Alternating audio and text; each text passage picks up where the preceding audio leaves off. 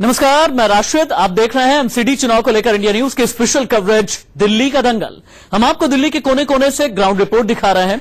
आज लक्ष्मी नगर और मठिया महल की दिक्कत समस्याएं इस रिपोर्ट में देखिए। छोटी मोटी चोरी वो भी मिट गई, चौक चौबारे गली मोहल्ले खोल के मैं सारे घूमट गई। तू न बदली मैं ना बदला, दिल्ली सारी देख बदल गई। दिल्ली का दंगल में आज बात उन सीटों की जो बीते दिनों दिल्ली की सियासत को लेकर खासी सुर्खियों में रही। ये है लक्ष्मी नगर और ये है मठिया महल। एमसीडी के टिकट बंटवारे को लेकर जहां लक्ष्मी नगर में स्थानीय नेता बगावत पर उतर आए हैं, तो मठिया महल सियासत को लेकर खासी सुर्खियों में रही। ये है लक्ष्मी नगर और ये है मठिया महल। एमसीडी के टिकट बंटवारे को लेकर जहां लक्ष्मी नगर में स्थानीय नेता बगावत पर उतर आए हैं, तो मठिया महल से विधायक और मंत्री रहे आसिद अहमद खान घूस कांड में नपे।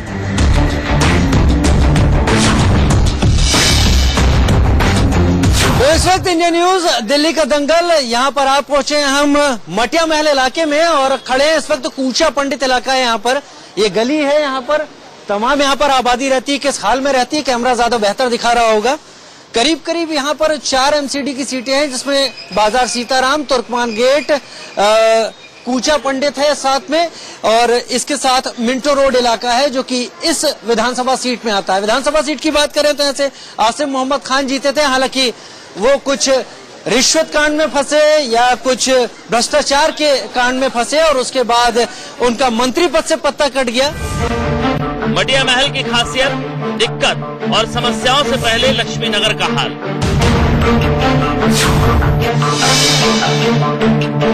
और इस वक्त हम आ पहुंचे हैं लक्ष्मी नगर के वार्ड नंबर 222 पे। लक्ष्मी नगर की इक्वेशन अगर मैं आपको बताऊं विधानसभा की, तो ये आम आदमी पार्टी इस विधानसभा को जीती थी। और वार्ड वाइज अगर मैं बात करूं तो कुल मिलाकर 4 यहाँ पर वार्ड हैं। चारों वार्ड पर बीजेपी का कब्जा है। ये देखिए पीछे बोर्ड भी यहाँ पर लगा हुआ है।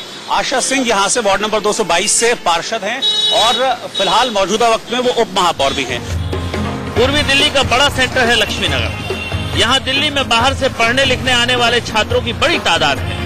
आईटी और कॉमर्स की कोचिंग का बड़ा हब माना जाता है इसे।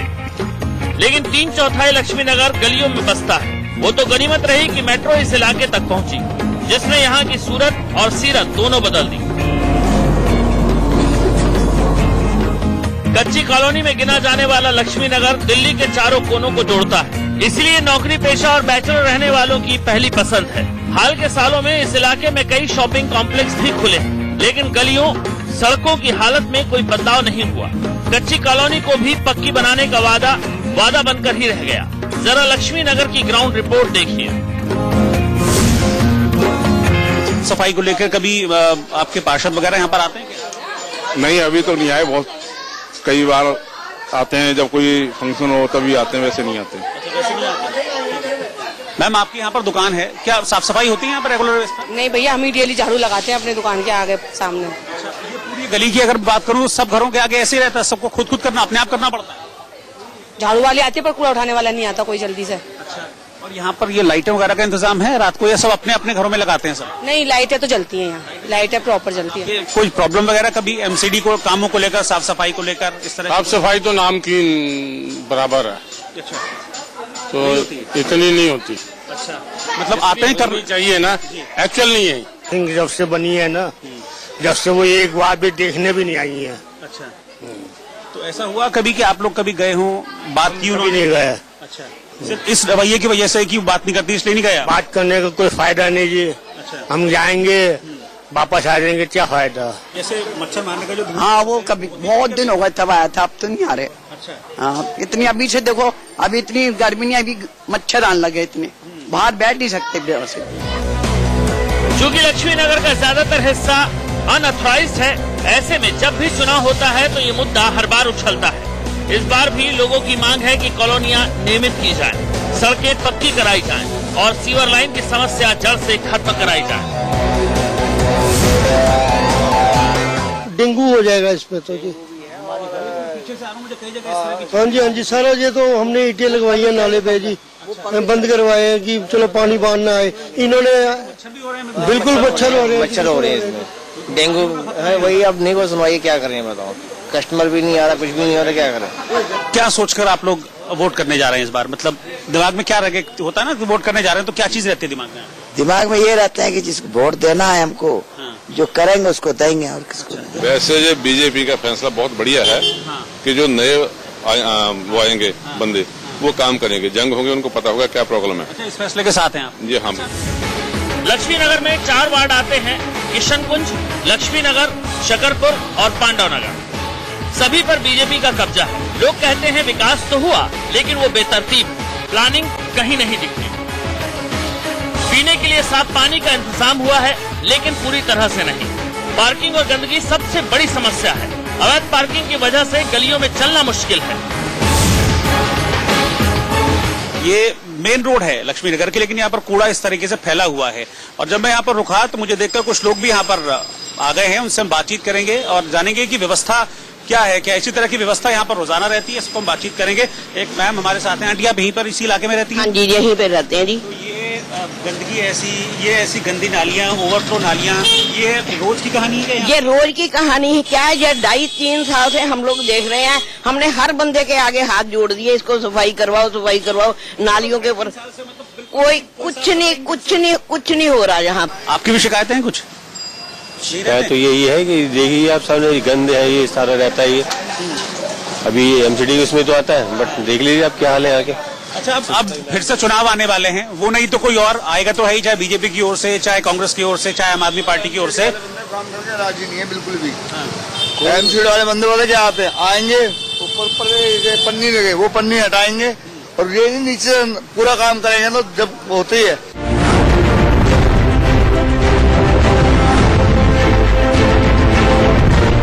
लक्ष्मी नगर में मौजूदा विधायक आम आदमी पार्टी का है, लेकिन एमसीडी चुनाव में पार्टी के भीतर इस बार दरार नजर आ रही है और इसका फायदा बीजेपी उठाने के मूड में है। खैर, अब आपको मटिया महल ले चलते हैं, जहां से आसिम अहमद खान ने केजरीवाल की खूब किरकिरी कराई थी।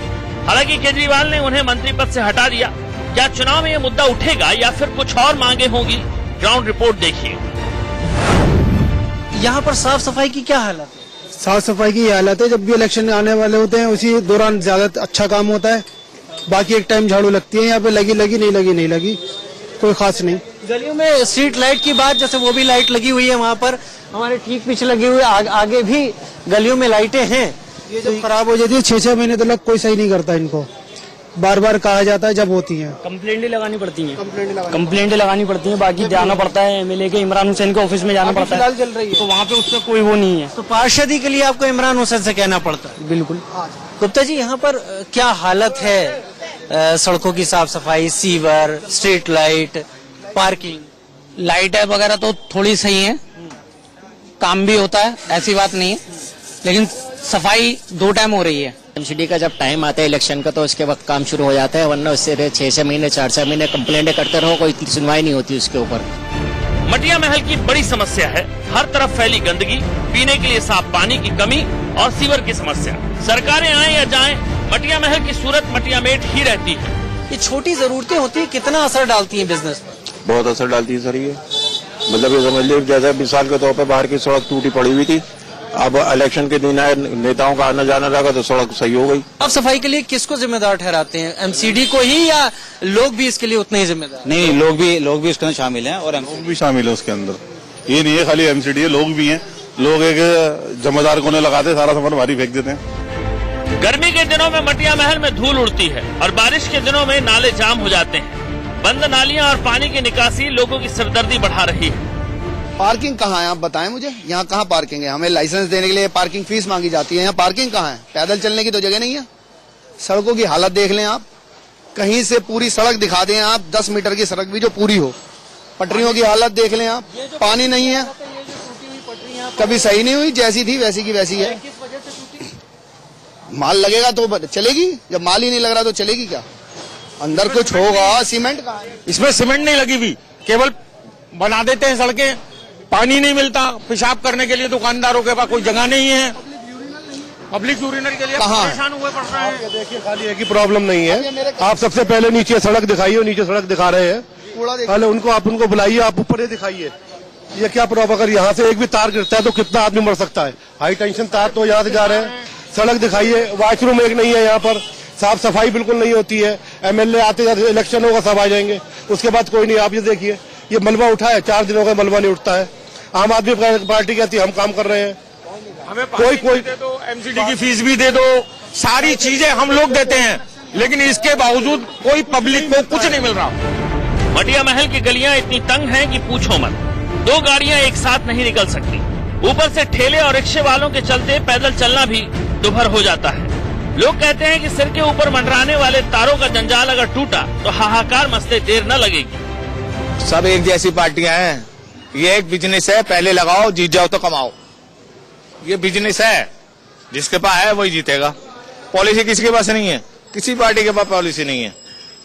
हालात यहाँ के कैसे हैं एमसीडी लेवल पर? मुझे तो लगता है एमसीडी बहुत स्लो काम करती है यहाँ पर। गली में आप आगे जाइए, अभी आपको इतने गड्ढे मिलेंगे, क्या ऐसा लगेगा जैसे कि पता नहीं कहाँ का। ये गड्ढा किस लिए है यहाँ पर? सीवर लाइन डली है 20 साल बाद यहाँ पे। अच्छा, ठीक है। तो ये सीवर लाइन का काम, जैसे कि आप यहाँ पे रिकॉर्डिंग करवाएं, देखें कि कैसे हो रहा है। और इन सीवर लाइन के रहते हुए यहाँ की बिल्डिंगों की हालत, जिसकी वजह से ये 2-3 बिल्डिंगें जो है यहाँ डेंजर में आ गई हैं, जो गिरने के लिए हैं, जो कि हमने अपनी कोशिश करके इनको यहाँ पे जो है पाड़े वाड़े लगा के अपना यूनिटी बना के लागे की, तो हमने इसको सेव करने की कोशिश करी गई है यहाँ पे। किसका जोर लगता है कि कौन अपनी आपकी उम्मीदों पर खरा उतरेगा इस बार? भाई जिसका नसीब होगा वही खरा उतरेगा। जिसका नसीब होगा वही खरा उतरेगा। देखिए, दिल्ली के मुख्यमंत्री अरविंद केजरीवाल ये कहते हैं कि हमने दिल्ली में हाउस टैक्स फ्री कर दिया, हमें एमसीडी में भी लेकर के आओ। लेकिन दिल्ली बीजेपी अध्यक्ष मनोज तिवारी ये कहते हैं कि पूरा देश केसरिया रंग में रंग चुका है, दिल्ली अभी सफेद है, दिल्ली को भी केसरिया करना है, एमसीडी में हमें लेकर के आओ। आर पार की इस जंग में और क्या है खास, दिखाएंगे ब्रेक के बाद। मुख्यमंत्री अरविंद केजरीवाल के हाउस टैक्स फ्री करने के वादे पर आज दिल्ली बीजेपी के अध्यक्ष मनोज तिवारी ने करारा पलटवार किया। मनोज तिवारी ने कहा, केजरीवाल सिर्फ जनता को गुमराह करना चाहते हैं। मुझे बहुत हंसी आ रही है।